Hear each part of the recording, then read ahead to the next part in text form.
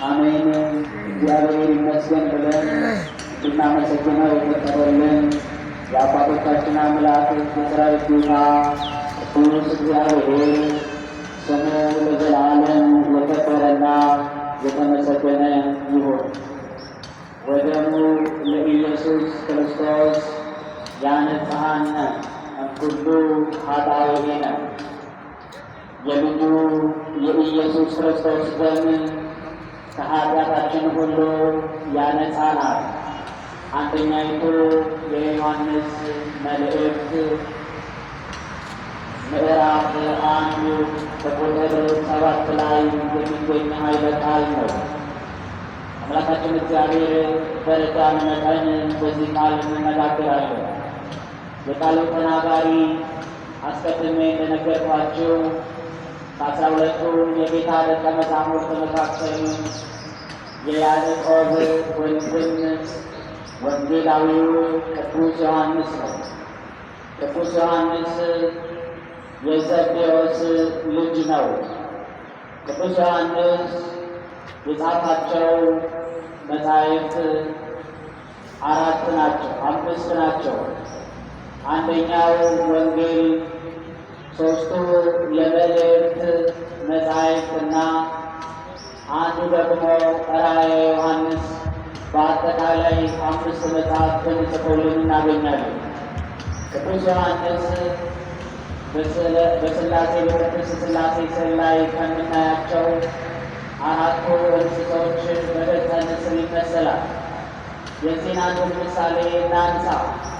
እነዚህ የምትመለከቷቸው በቅድስት ሥላሴ ስዕል ላይ ያሉት እንስሶች 3ቱ በምድር ላይ የሚመላለሱ ናቸው። እነዚህ 3ቱ በ3ቱ ወንጌላውያን ማለትም በማቴዎስ፣ በማርቆስና በሉቃስ ይመሰላሉ።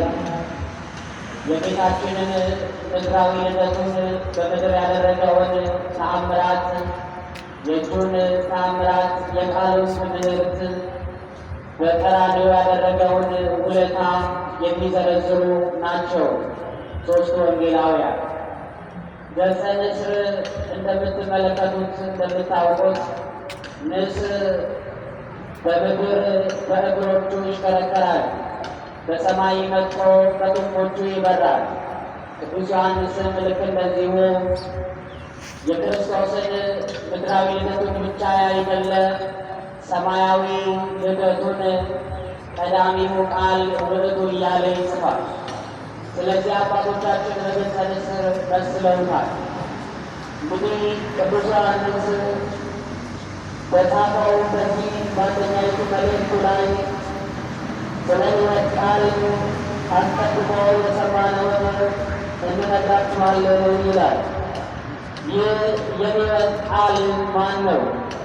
ሕይወትስ ምንድን ነው ያልን እንደሆነ ሕይወት በአፉ እስትንፋስ እፍ ብሎ በዘዚአሁ አርአያ ወአምሳል እንዲህ በእርሱ አርአያና አምሳል God made a likeness እንደሚባለው በእግዚአብሔር አርአያና አምሳል ስለተፈጠርን ሕይወትን እርሱ ራሱ እግዚአብሔር ስለሆነ በአፉ እስትንፋስ ወነፋ ውስተ ገጹ ለአዳም እንዳለው በአዳም ፊት ላይ የሕይወትን እስትንፋስ እፍ ስላለበት ሕይወት ነበረው።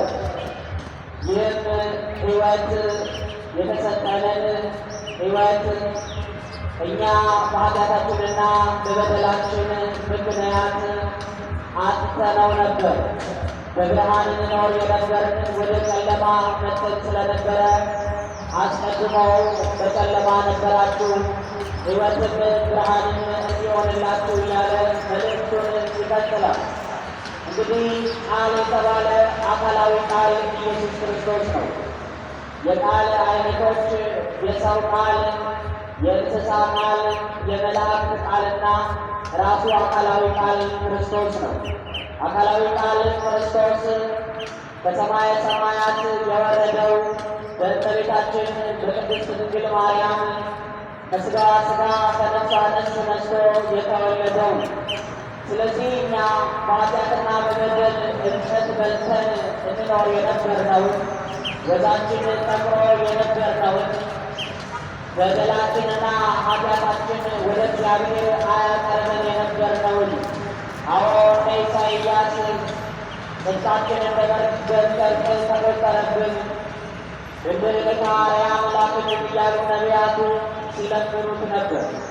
ስለዚህ ሕይወት ከእኛ ቀርቶ ስለነበር ደስታ እንዲሆንላችሁ ይህንን እጽፍላችኋለሁ ይላል ሐዋርያው። ከዚያም ይቀጥልና ወደሙ ለኢየሱስ ክርስቶስ ያነጻን ሁሉ ኃጣውእ ነው ይላል። ከበደላችንና ከኃጢአታችን ስናውቅ በስህተት ስናውቅ በድፍረት ሳናውቅ በስህተት ከሠራ ነው መንፈስ ቅዱስ ታወቀው ዲያብሎስ ተሸመቀው ኃጢአትና በደላችን እድፋችንን ሁሉ የሚያነጻው መድኃኒት የኢየሱስ ክርስቶስ ደም ብቻ ነው።